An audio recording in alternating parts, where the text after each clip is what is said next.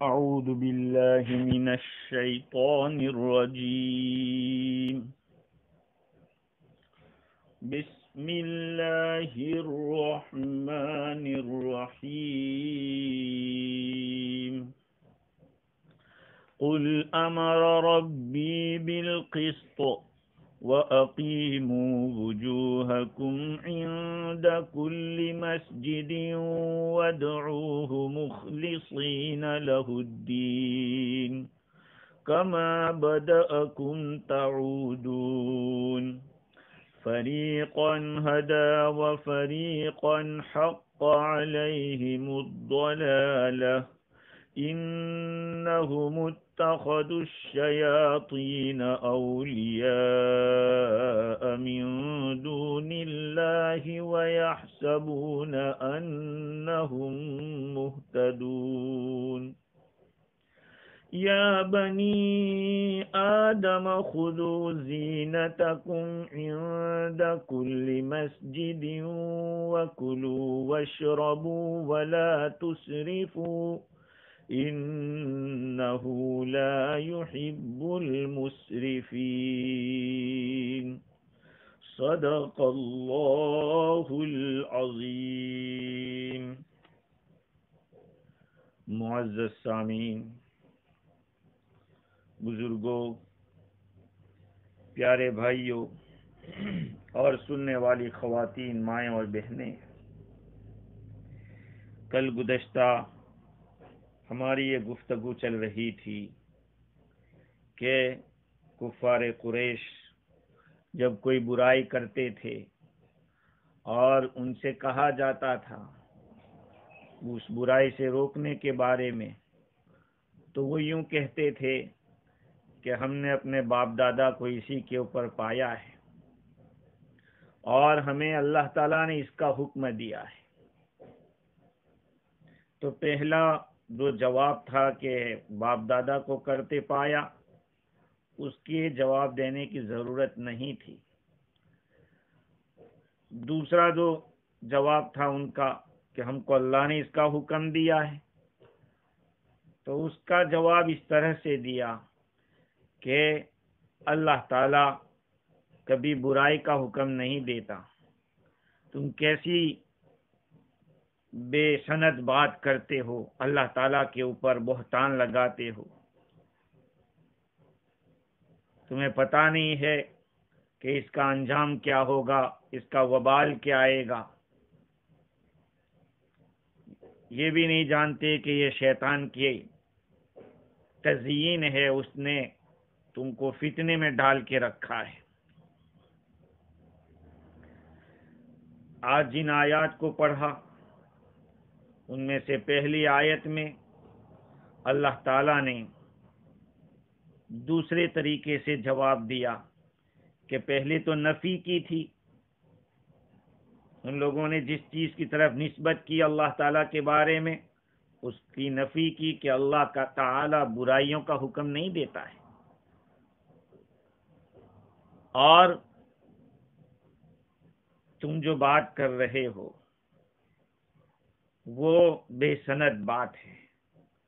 اللہ تعالیٰ اپنے حبیب صلی اللہ علیہ وسلم کو حکم دیتے کہ آپ فرما دو ان کو کہ میرے رب نے تو انصاف کا حکم دیا ہے. قل امر ربی بالقسط وَأَقِيمُوا وُجُوهَكُمْ عِنْدَ كُلِّ مَسْجِدٍ وَادْعُوهُ مُخْلِصِينَ لَهُ الدِّينَ كَمَا بَدَأَكُمْ تَعُودُونَ. آپ فرما دیجئے، یعنی تم لوگوں نے جن فحش اور غلط کاموں کا حکم اللہ تعالیٰ کی طرف منسوخ کیا ہے وہ غلط ہے. اب بات سنو، میرے رب نے تو حکم دیا ہے انصاف کرنے کا. وَأَقِيمُوا وُجُوهَكُمْ عِنْدَ كُلِّ مَسْجِدٍ، اور تم اپنے منہ کو سیدھا رکھو ہر نماز کے وقت.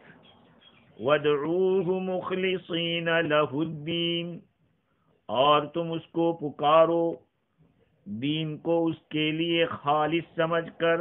دین کو اس کے لیے خالص کر کے اس کے فرما بردار بن کر اس کو پکارو۔ اس آیت کریمہ کے اندر پہلی بات یہ ہے کہ اللہ تعالیٰ نے اپنے حبیب کو فرمایا کہ ان کو بتا دو کہ مجھے تو اللہ تعالیٰ نے قسط کا حکم دیا ہے۔ قسط کے معنی ترجمہ تو انصاف سے کرتے ہیں، اس کی حقیقت کیا ہے، اس کی ڈیفینیشن کیا ہے؟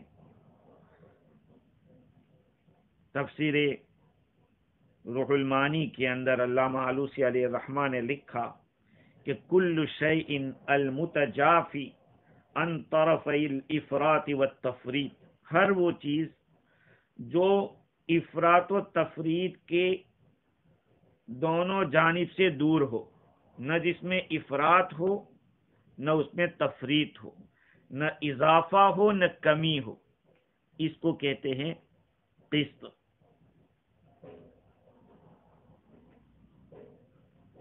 اور بعضوں نے یہ تعریف کی ہے کہ هو الوسط من کل شیء، ہر چیز کا درمیانی جو افراط و تفریط کے دونوں جانب سے دور ہو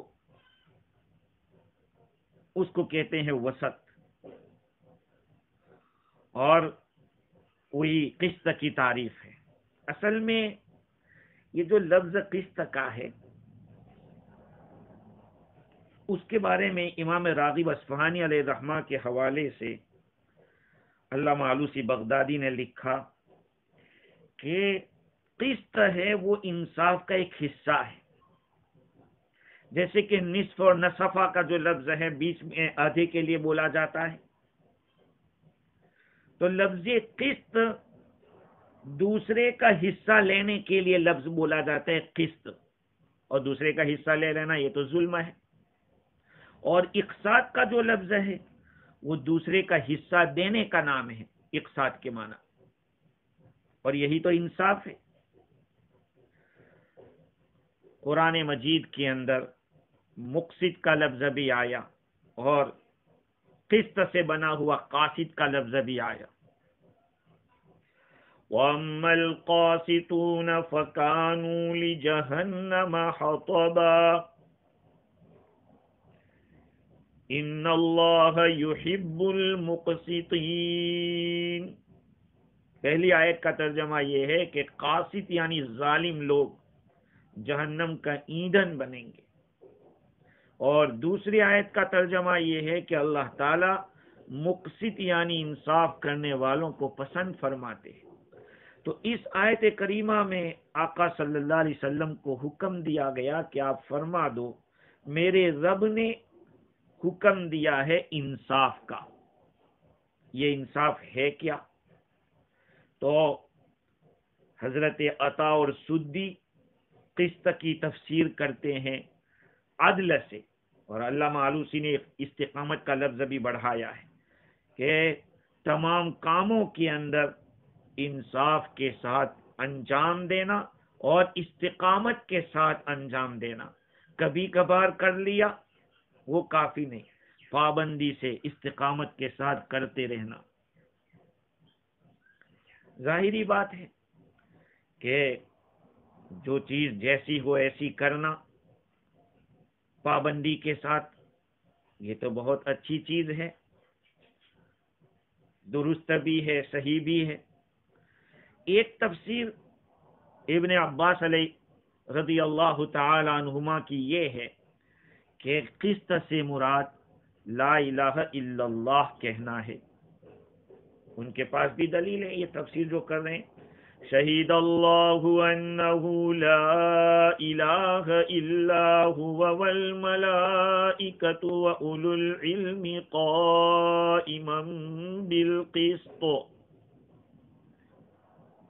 اللہ تعالیٰ نے گواہی دی اور فرشتوں نے گواہی دی اور ان علماء نے گواہی دی کہ اللہ کے سوا کوئی معبود نہیں، انہ لا الہ الا ہو والملائکۃ واولو العلم قائما بالقسط، انصاف کو قائم کرتے ہوئے، یہ ہے واولو العلم قائما بالقسط، یہاں بھی قسط کا لفظ آیا ہے۔ تو اسی سے ابن عباس رضی اللہ تعالی عنہما تفسیر فرماتے ہیں، علم والوں نے بھی کہا، پہلے تو اللہ تعالیٰ نے گواہی دی کہ کسی کی بندگی نہیں ہوگی اللہ کے سوا، فرشتوں نے بھی گواہی دی اور علم والوں نے بھی گواہی دی، قائما بالقسط، اللہ تعالیٰ کے سوا کوئی معبود نہیں ہے، وہی حاکم ہے انصاف کا، وہی انصاف کے ساتھ انصاف کو قائم کرنے والا ہے۔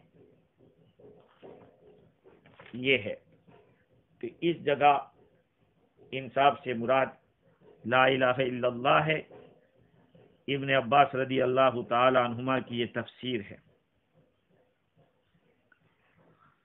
اور لا الہ الا اللہ کیسے انصاف قائم کرنے والا نہیں ہوگا؟ یقیناً ہوگا، اس لیے کہ اس کلمے کے اندر بہت ساری باتیں ہیں۔ یہ کلمہ اللہ کی معرفت کے اوپر، اللہ کی ذات، اللہ کے افعال، اللہ کے احکام، ان سب کی معرفت پر مشتمل ہے، اور پھر اس بات کی معرفت پر بھی مشتمل ہے کہ اس کا کوئی شریک نہیں ہے، وہ ایک ہے، اکیلا ہے۔ اس لیے قل امر ربی بالقسط، مجھے تو انصاف کا، قسط کا حکم دیا ہے۔ انصاف یہی ہے، کرنے دھرنے والی چیز، نفع نقصان کی مالک ذات وہ اللہ کی ہے، کوئی اور نہیں۔ تو پہلا حکم تو یہ دیا قل امر ربی بالقسط، اور دوسرا اور تیسرا حکم جیسے کہ امام راضی نے لکھا ہے کہ اس آیت کریمہ کے اندر حق سبحانہ و تعالی نے 3 باتوں کا حکم دیا۔ ان میں سے پہلی بات تو یہ ہوئی انصاف قائم کرنا، دوسری بات وَأَقِيمُوا وُجُوهَكُمْ عِنْدَ كُلِّ مَسْجِدٍ، اقیمو، اور تم لوگ اپنے چہروں کو درست کرو، عند کل مسجد، ہر مسجد کے وقت۔ الفاظ دیکھیے، الفاظ کے میننگ کے اندر غور کریں۔ مسجد کا جو لفظ ہے، ایک تو وہ مسجد ہے جس کو ہم مسجد کہتے ہیں، اور اس مسجد کی تفسیر میں کئی اقوال نقل کیے گئے ہیں۔ بعضوں نے نماز کا ٹائم مراد لیا ہے، بعضوں نے نماز کی جگہ مراد لیا۔ اگر نماز کی جگہ مراد لی جائے، وقت مراد لیا جائے، تو اس کا مطلب یہ ہے کہ جس وقت آپ نماز پڑھ رہے ہو اس وقت اپنے چہروں کو درست کرو، سیدھا کرو، کدھر کرو؟ قبلے کی طرف کرو۔ اس لیے بعض حضرات نے استقبال قبلہ مراد لیا، نماز کے وقت قبلے کی طرف رخ کرو۔ بعضوں نے اخلاص مراد لیا ہے۔ ابن عباس رضی اللہ تعالیٰ عنہ کا فرمانا ہے کہ ایک مطلب یہ ہے اس آیت کا وَأَقِيمُوا وُجُوهَكُمْ عِنْدَ كُلِّ مسجد کا، کہ جب نماز کا ٹائم ہو جاوے، کھڑی ہو جاوے نماز، اور تم مسجد میں ہو تو اسی میں نماز پڑھ لو۔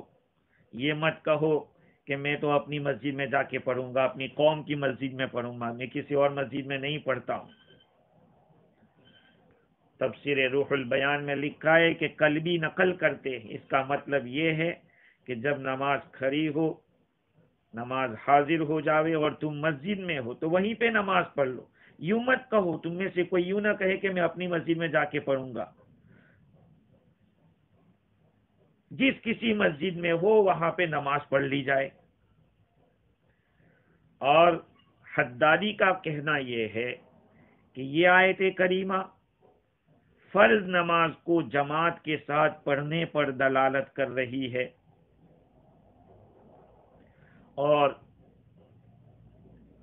شیخ الہند رحمت اللہ علیہ نے ترجمہ نماز ہی سے کیا کہ ہر نماز کے وقت جس سے مراد قبلے کی طرف رخ کرنا ہے. اور کچھ لوگوں نے ترجمہ یہ بھی کیا ہے کہ سجدے کے وقت، سجدہ کرتے وقت. اور بعضوں نے یہ کہا کہ ہر عبادت میں اپنا چہرہ درست رکھا کرو.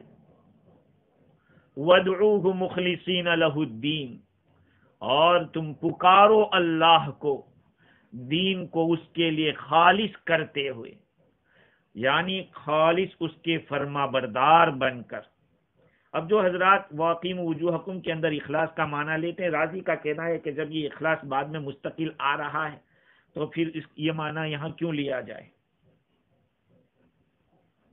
ہاں، اب اس جز کا معنی کیا ہے؟ وَادْعُوهُ مُخْلِصِينَ لَهُ الدِّينَ.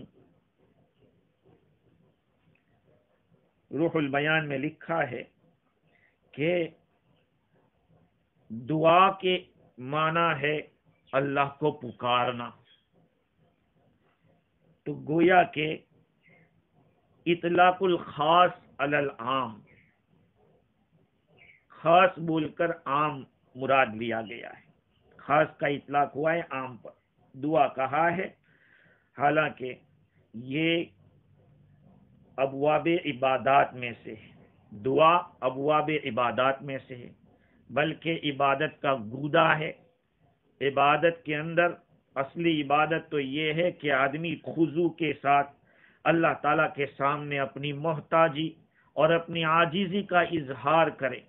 یہ ہے اصل عبادت. عبادت کے اندر یہی چاہا جاتا ہے کہ بندہ اللہ تعالیٰ کے سامنے پورا جھک جاوے. دعا میں بھی بندہ اسی طرح سے کرتا ہے. اس مقام کے اوپر وضاحت کرتے ہوئے حافظ ابن کثیر رحمت اللہ علیہ نے لکھا کہ اس آیت کریمہ میں دو باتوں کا حکم ہے. وَأَقِيمُوا وُجُوهَكُمْ عِنْدَ كُلِّ مَسْجِدٍ، تمام عبادتوں کے اندر استقامت کا حکم دیا. اقامت وجہ، چہرے کو درست کرنا ساری عبادتوں کے اندر. وہ کیسے ہوگا؟ کہا کہ نبیوں کا اتباع کرنا، رسولوں کا اتباع کرنا. چونکہ رسولوں کی تائید معجزات سے ہوئی. اللہ تعالیٰ کے بارے میں انہوں نے جو خبر دی ہے نبیوں نے، اس میں ان کا اتباع کرنا. وہ جو شریعت لے کر آئے اس کو اچھی طرح سے کرنا. اللہ تعالیٰ کی یہاں عمل جو قبول ہوتا ہے وہ دو باتوں سے ہوتا ہے. ایک تو شریعت کے موافق ہو اور شرک سے خالص ہو، ریاکاری سے خالص ہو. دو چیزیں جمع ہوتی ہے تو عند اللہ عمل قبول ہوتا ہے. اگر ایک کی بھی کمی رہ جائے تو پھر وہ عمل اللہ تعالیٰ کے یہاں قبول نہیں ہوتا. یعنی سنت کی پابندی اور اخلاص کے ساتھ ہو. اشارہ یہ ہے کہ انسان پر لازم ہے کہ اپنے ظاہر اور باطن، دیکھو سنت کے مطابق ہوگا وہ ظاہر ہوگا، اور اخلاص کے ساتھ ہوگا وہ باطن ہوگا.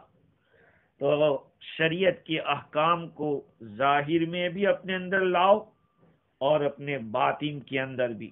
صرف ظاہری اطاعت ہو، اخلاص نہیں ہے، بغیر اخلاص کے ظاہری اطاعت کافی نہیں.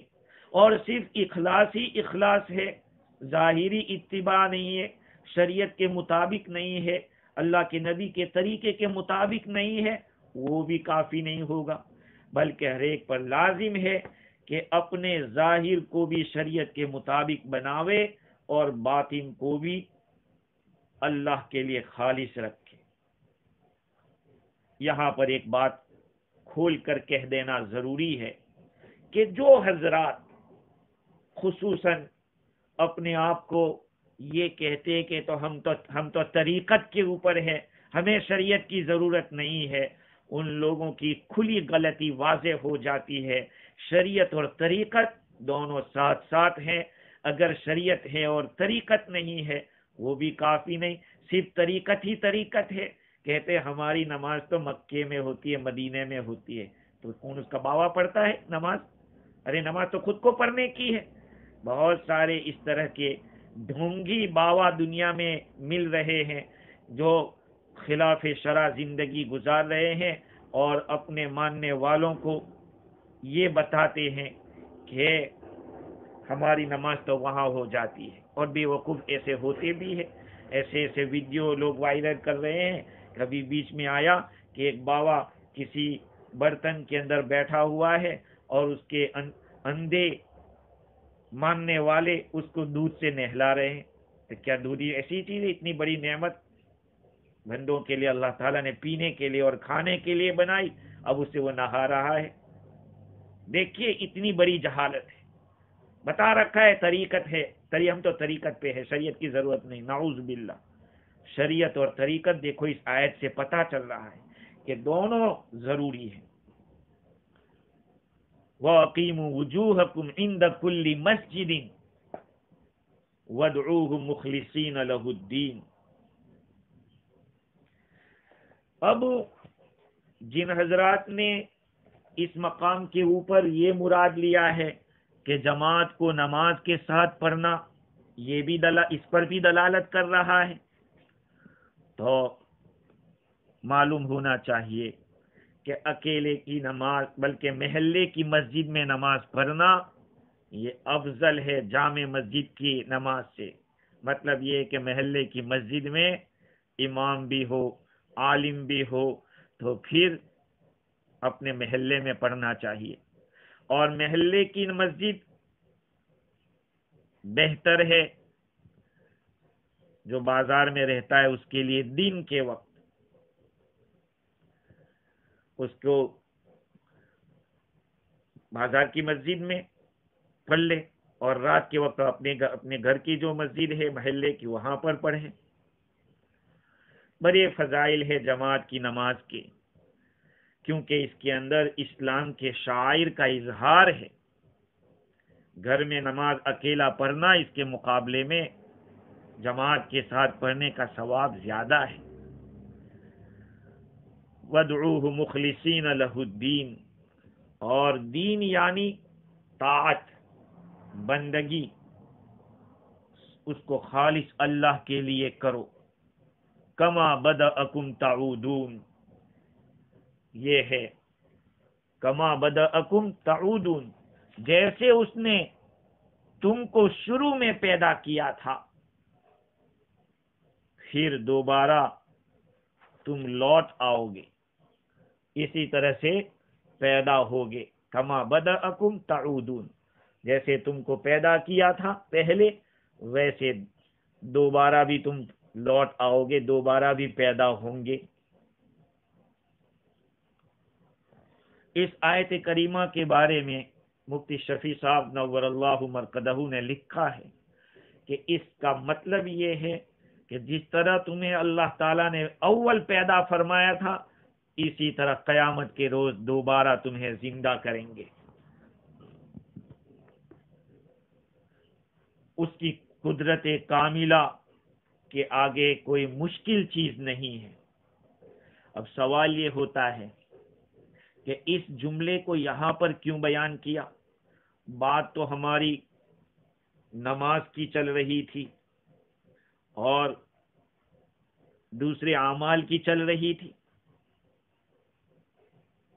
اس کا جواب دیتے ہوئے مفتی شفیع صاحب رحمۃ اللہ علیہ فرماتے ہیں کہ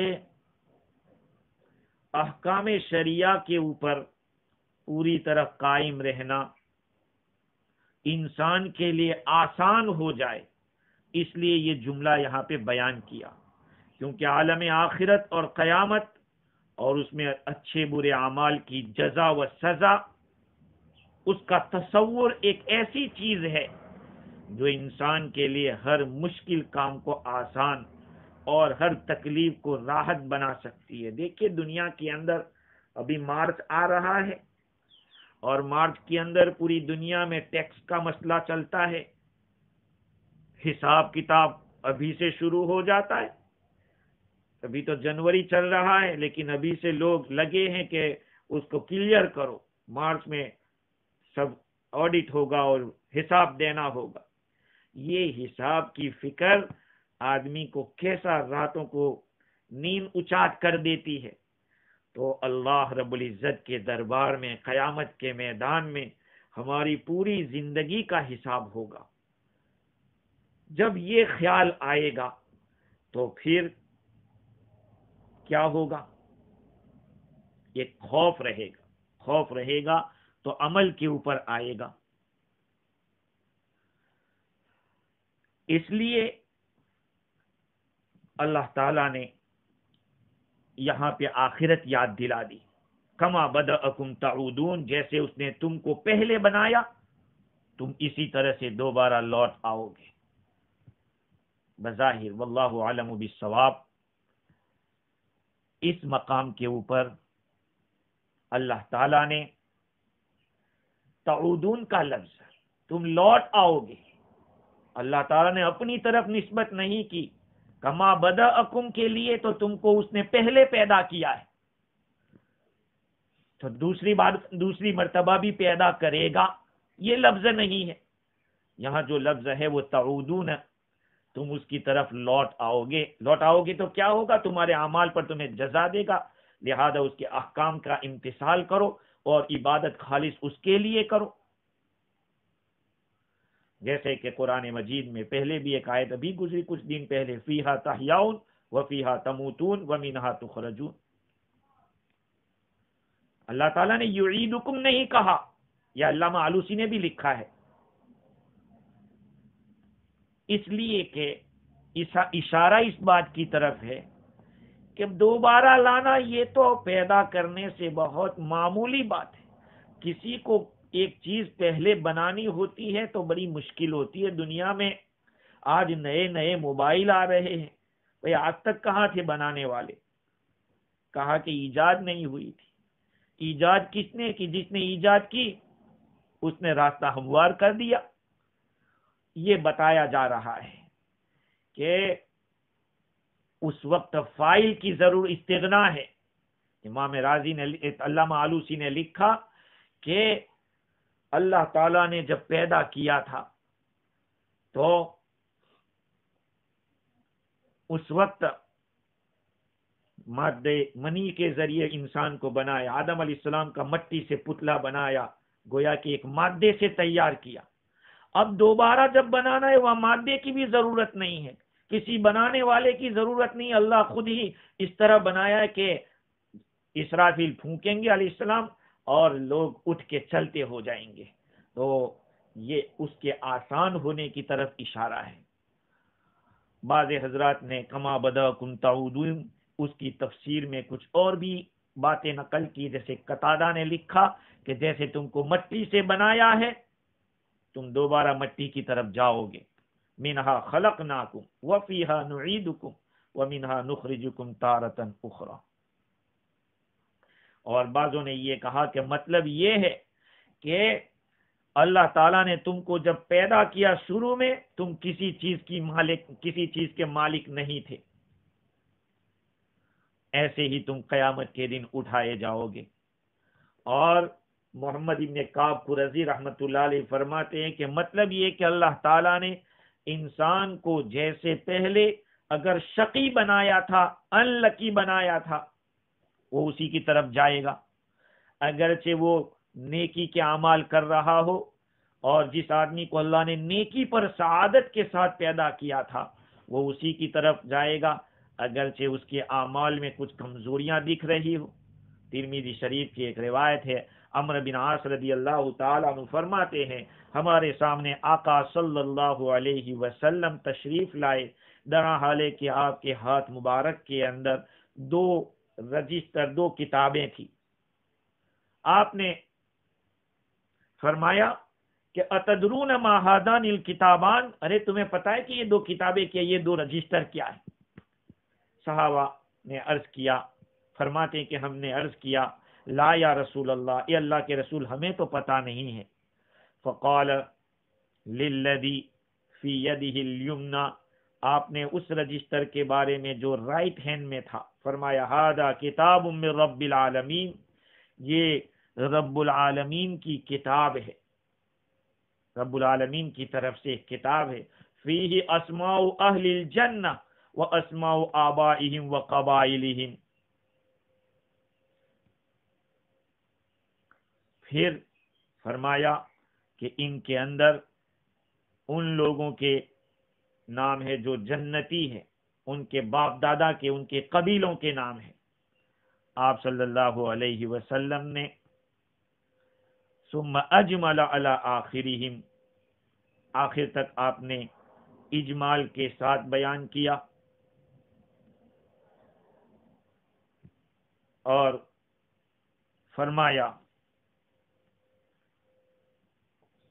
ثم اجمل، اس کی تشریح لکھتے ہوئے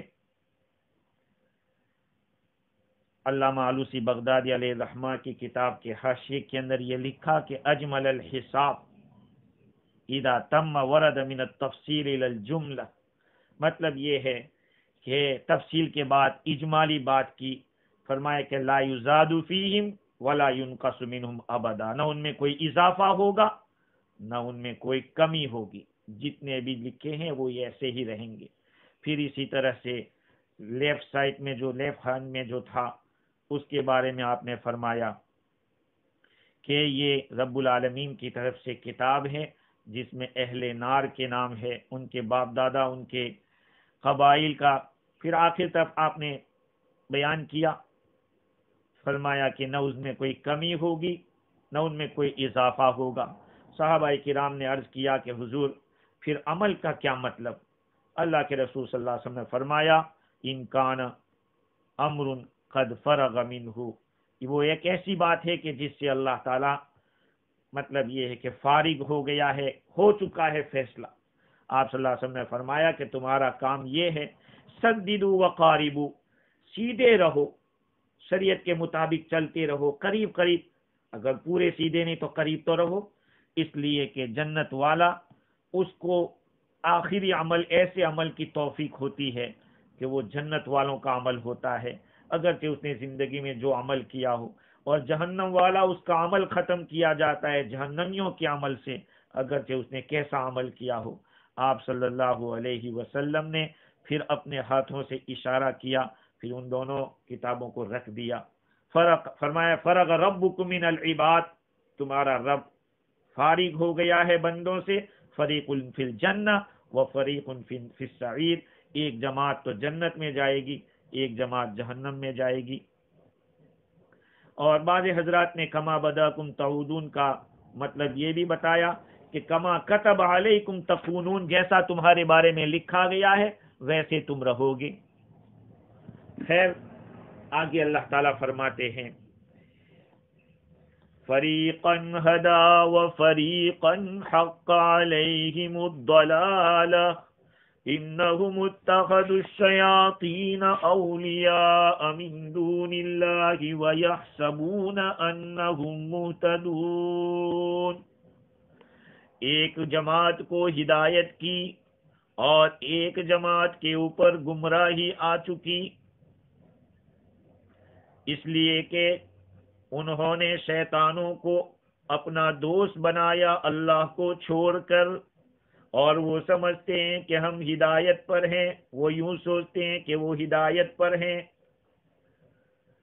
اللہ تعالیٰ فرماتے ہیں کہ جن پر گمراہی ہو چکی یہ وہ لوگ ہیں جنہوں نے خدا کو چھوڑ کر شیطانوں کو اپنا دوست اور رفیق ٹھہرا لیا ہے. اور تماشا تو یہ ہے کہ کھلی گمراہی میں رہتے ہوئے یہ سمجھتے ہیں کہ ہم خوب ٹھیک چل رہے ہیں، یعنی مذہبی حیثیت سے جو روش اور طرز عمل ہم نے اختیار کیا ہے وہی صحیح ہے. قرآن مجید میں سورہ کہف کے اندر اللہ تعالیٰ آخر میں بیان کرتے ہیں الذین ضل سعیہم فی الحیاۃ الدنیا وہم یحسبون انہم یحسنون صنعا. وہ لوگ جن کی کوشش دنیاوی زندگی میں بیکار رہی، اور وہ اس حال میں کہ وہ سمجھتے ہیں، گمان کرتے ہیں کہ ہم اچھا کر رہے ہیں۔ اس آیت میں اللہ تعالیٰ نے یہ بتلایا کہ بعض لوگوں کو تو اللہ تعالیٰ نے ہدایت دی ہے، اور بعضوں پر گمراہی کا ثبوت ہو چکا ہے، اور اس کی وجہ بھی بتائی کہ ان پر گمراہی کیوں ثابت ہوئی۔ اس لیے کہ انہوں نے شیاطین کو اپنا دوست بنایا اللہ تعالیٰ کو چھوڑ کر۔ اللہ تعالیٰ کی ہدایت تو عام تھی، مگر ان لوگوں نے اس ہدایت کے راستے کو چھوڑا، اس سے منہ موڑا اور شیطان کا اتباع کیا، اور ستم بالائے ستم تو یہ ہوا کہ اسی بیماری کو تندرستی سمجھ رہے ہیں، اسی گمراہی کو ہدایت خیال کرتے ہیں۔ یہاں پہ ایک بہت اہم مسئلہ معلوم ہو رہا ہے جو سمجھنے کی ضرورت ہے، وہ یہ ہے جس کو مفتی شفیع صاحب رحمۃ اللہ علیہ نے، علامہ عثمانی نے، اسی طرح سے علامہ آلوسی تو بہت پرانے آدمی، عربی تفسیرات اور اردو تفسیرات کے اندر ہے کہ احکام شرعیہ سے جہل اور ناواقفیت کوئی عذر نہیں۔ آج بعض جاہل لوگ یہ کہتے ہیں کہ اگر ہم علم حاصل کر لیں گے تو راستے پہ آ جائیں گے۔ کیا مطلب؟ یعنی ہمیں عمل کرنا پڑے گا۔ میں آج سے تقریباً 30-35 سال پرانی بات کر رہا ہوں کہ بمبو سر ہمارے علاقے میں ایک چھوٹا سا گاؤں ہے، وہاں میں جب جاتا تھا تو ایک تھے بوڑھے میاں، تو ان کو میں نے دہڑی کی فضیلت بتائی اور حدیث سنائی، کہا نہیں بس زیادہ بات مت کرو ورنہ پھر میرے اوپر عمل کرنا ضروری ہو جائے گا۔ تو یاد رکھیں، احکام شرعیہ سے جہالت اور ناواقفیت شریعت کی نظر میں کوئی عذر نہیں ہے۔ جیسے کہ ٹریفک کے جو رولز ہے پوری دنیا کے ملکوں کے اندر، اگر کوئی آدمی اس رول سے ناواقف ہے اور روڈ کے اوپر اس رول کے خلاف اگر اس نے کیا تو ٹریفک پولیس اس کو ٹکٹ دے گی یا جو بھی جرمانہ ہوگا وہ اس پر عائد کرے گی۔ وہ اس جگہ یوں کہے کہ I had no idea، مجھے اس کی پتہ نہیں تھا، مجھے اس کا علم نہیں تھا، تو اس جواب کے اوپر ہو سکتا ہے کہ اس کا لائسنس کینسل ہو جائے، کیونکہ جب تمہیں علم نہیں تھا تو روڈ پر آئے کیسے؟ تمہاری وجہ سے کتنوں کی زندگی خطرے میں۔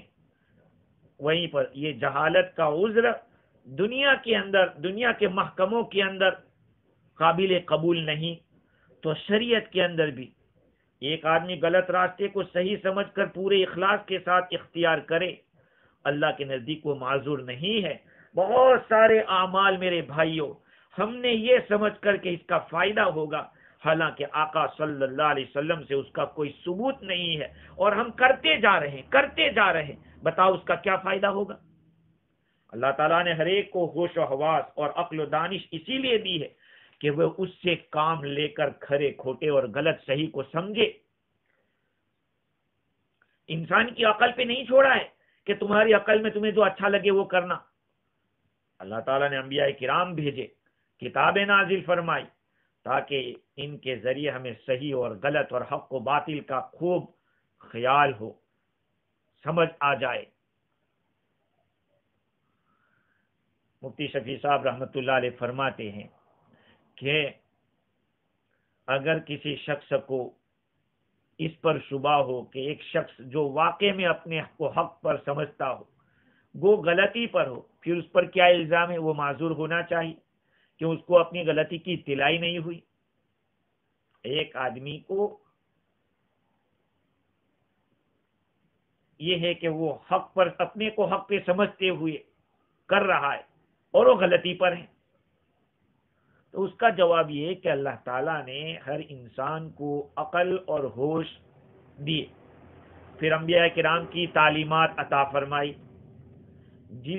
جن کے ذریعے کم از کم اپنے اختیار کیے ہوئے طریقے کے خلاف کا احتمال اور تردد ضرور ہو جانا چاہیے۔ اب اس کا قصور یہ ہے کہ اس نے ان چیزوں کی طرف کوئی دھیان نہیں دیا۔ جیسے آج اگر ہم کوئی شریعت کی بات کرتے ہیں تو یہ کہتے ہیں کہ ارے یہ کیسا آدمی ہے، نئی نئی باتیں کر رہا ہے۔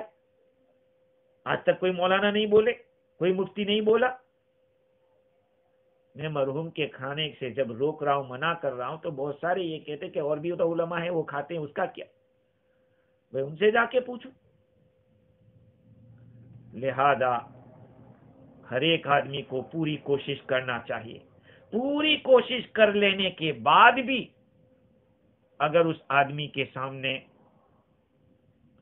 بات نہیں آئی، آج ہوتا یہ ہے کہ اپنے فیور کی بات تلاش کرتے ہیں، اپنے فیور کی، ہم جو چاہتے ہیں وہ کوئی بولتا ہے کہ نہیں، تو پھر ہم کہیں گے کہ دیکھو فلاں صاحب نے تو ہم کو یہ بتایا تھا، آپ کیسی بات کر رہے ہیں۔ اس طرح ہو رہا ہے آج۔ اس لیے ہونا یہ چاہیے کہ پوری کوشش کرے، تحقیق پوری کرے، اور تحقیق کے بعد اگر کسی نے غلط بتایا ہے تو وہ اس کا ذمہ دار ہوگا، آپ ذمہ دار نہیں ہوں گے۔ آپ کی ذمہ داری ہے کہ قابل اعتماد شریعت کا پابند اور علم والا آدمی تلاش کریں اور اس سے پوچھیں۔ اگر پوچھنے کے بعد اس نے آپ کو بتایا اس نے اگر غلطی کی ہے، سوچنے میں اس کی غلطی ہوئی ہے، اس کا مسئلہ اللہ کے ساتھ ہوگا، آپ بری ہو جائیں گے۔ لیکن اپنی سوچ سے چلنا یہ نقصان دے گا، کسی علم والے سے پوچھنا چاہیے۔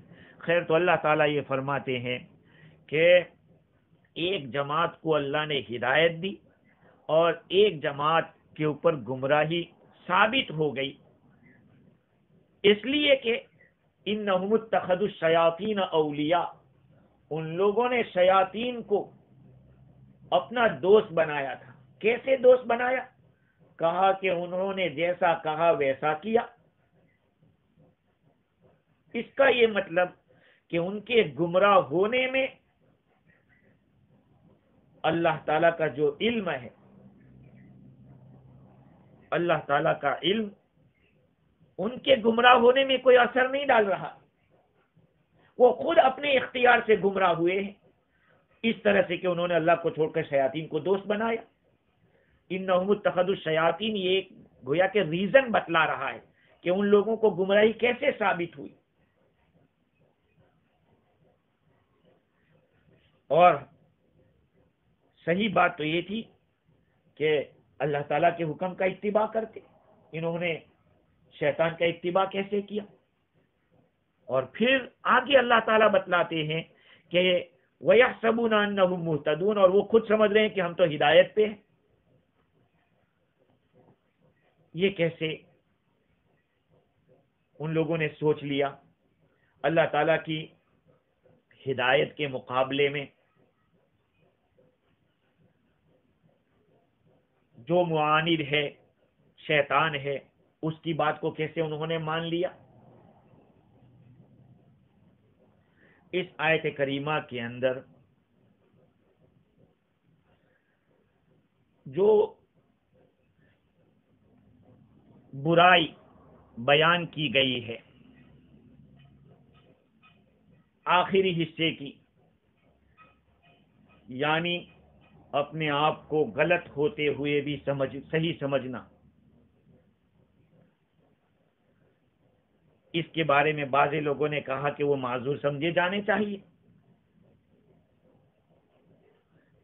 تو ان لوگوں نے جنہوں نے یہ کہا کہ معذور سمجھنا چاہیے، ان لوگوں نے کوئی فرق نہیں کیا، جن میں بالکل عقل نہیں ہے اور جن میں عقل ہے پھر بھی انہوں نے حق کو نہیں پایا، اس میں فرق ہونا چاہیے۔ ایک تو کافر معاند ہوتا ہے اور ایک کافر مختی ہوتا ہے، لیکن کافر معاند اور کافر مختی، آیت کے عموم سے تو یہی پتا چل رہا ہے کہ جو کٹر کافر ہے کہ جانتے ہوئے بھی اپنے کفر پہ اڑا ہوا ہے وہ، اور جو کافر غلطی کر رہا ہے وہ، ان دونوں کو ایک ہی سمجھا جائے۔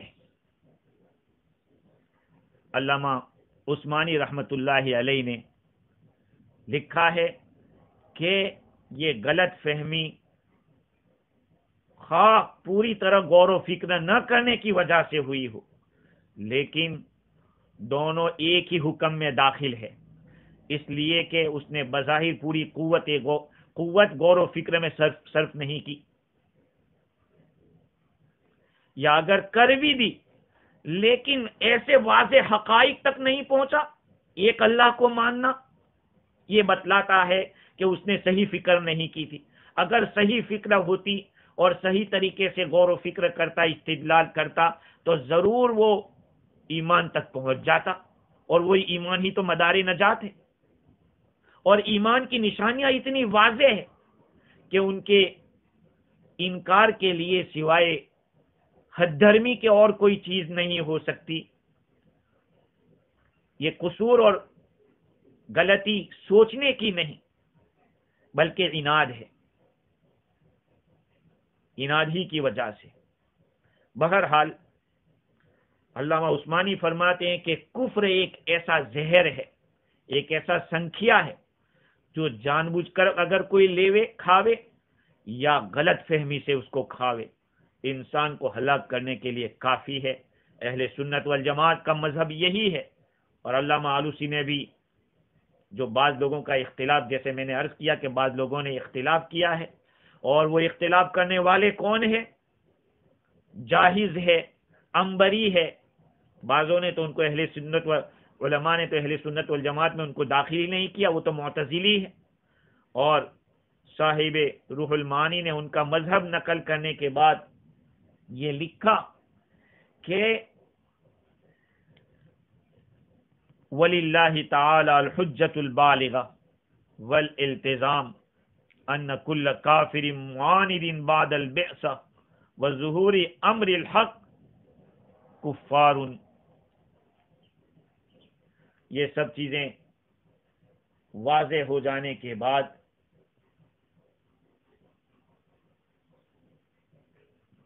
یہ ہے اللہ تعالیٰ کی حجت بالغہ ہے، اور بعثت کے بعد ہر کافر معاند ہے۔ حق کے واضح ہو جانے کے بعد یہ سمجھا جائے گا کہ ان لوگوں نے عناد ہی کیا ہے، لہذا معذور نہیں سمجھا جائے گا۔ بعد والی آیت میں حق تعالیٰ فرماتے ہیں یا بنی آدم خذوا زینتکم عند کل مسجد وَكُلُوا وَاشْرَبُوا وَلَا تُسْرِفُوا إِنَّهُ لَا يُحِبُّ الْمُسْرِفِينَ۔ اے آدم کے بیٹو، تم اپنی آرائش کو ہر نماز کے وقت لے لیا کرو، اور کھاؤ پیو اور بیجا صرف مت کرو، اسراف مت کرو۔ بے شک اللہ تعالیٰ اسراف کرنے والوں کو، بیجا خرچ کرنے والوں کو پسند نہیں کرتا۔ اللہ تعالیٰ کو خوش نہیں آتے یہ لوگ جو اسراف کرتے ہیں۔ اللہ تعالیٰ نے اس آیت کریمہ کے اندر بہت سی باتیں مختصر الفاظ میں بیان فرما دی۔ پہلا جو حکم دیا آدم کی اولاد کو خطاب کر کے کہ آدم کی اولاد، تم مسجد کے ہر حاضری کے وقت اپنا لباس پہن لیا کرو، اپنی ہر نماز کے وقت لباس پہنا کرو۔ ایک بات تو یہ بتائی، اور کیا فرمایا؟ خوب کھاؤ، وَكُلُوا کھاؤ، وَاشْرَبُوا اور خوب پیو، وَلَا تُسْرِفُوا بیجا خرچ مت کرنا، کھانے میں بھی اور پینے میں بھی شریعت کے خلاف مت جانا۔ اللہ تعالیٰ حد سے نکلنے والوں کو پسند نہیں کرتے۔ تو سب سے پہلا حکم ہے عبادت کے وقت، خاص طور پہ نماز کے وقت اپنے کپڑے پہننا۔ زمانے جاہلیت کے اندر یہ بات بار بار آ چکی ہے، چونکہ وہی آیتیں چل رہی ہے۔ عرب کا یہ رواج تھا کہ بیت اللہ کا طواف ننگے ہو کر کرنے کو عبادت سمجھتے تھے، بیت اللہ کا احترام سمجھتے تھے۔ اس طرح ان میں یہ بھی رسم تھی کہ حج میں کھانا پینا چھوڑ دیتے تھے، صرف اتنا کھانا کھاتے تھے کہ جس سے جی سکے، سانس چل سکے۔ اور ایسے دنوں میں تو گھی، دودھ اور اچھی اچھی جو مرغن غذائیں ہیں اس سے بھی بچتے تھے۔ اللہ تعالیٰ نے فرمایا کہ کھاؤ پیو لیکن اسراف مت کرنا۔ خیر اس آیت کریمہ کے اندر بہت ساری باتیں ہیں، انشاءاللہ دوسری مجلس کے اندر اس پہ روشنی ڈالی جائے گی۔ اللہ تعالیٰ مجھے بھی اور آپ کو بھی دین کی بصیرت عطا فرماوے اور دین کی صحیح سمجھ دے، اس پر عمل کرنے والا بناوے اور قرآن مجید کے ساتھ موت تک وابستہ رکھے۔ وآخر دعوانا ان الحمد للہ رب العالمین۔